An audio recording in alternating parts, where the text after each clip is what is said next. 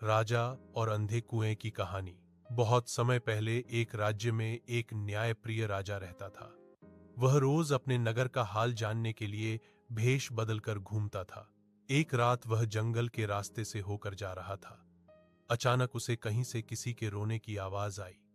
राजा उस दिशा में पहुंचा तो देखा कि एक गहरा अंधा कुआं है। कुएं से कराहने की आवाजें आ रही थीं। राजा ने पास जाकर झांका तो भीतर अजीब सी परछाइयां हिल रही थीं, जैसे कोई हाथ हिला रहा हो।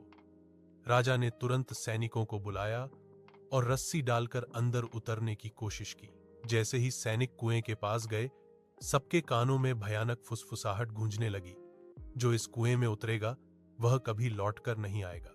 सैनिक डरकर पीछे हट गए, लेकिन राजा निडर होकर बोला, अगर मेरे प्रजा का कोई संकट इस कुएं से जुड़ा है तो मुझे उतरना ही होगा। वह रस्सी पकड़कर नीचे गया। अंधेरा गहराता गया। ठंडी हवाएं और डरावनी चीखें गूंजने लगी।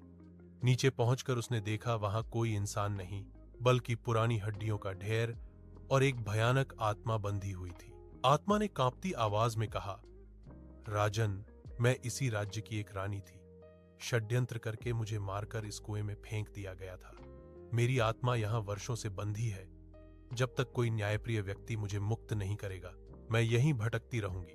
राजा ने तुरंत मंत्रियों और पंडितों को बुलवाकर कुएं की पूजा और आत्मा की मुक्ति का अनुष्ठान करवाया। जब अनुष्ठान पूरा हुआ तो कुएं से चीख की जगह शांति की हवा आई।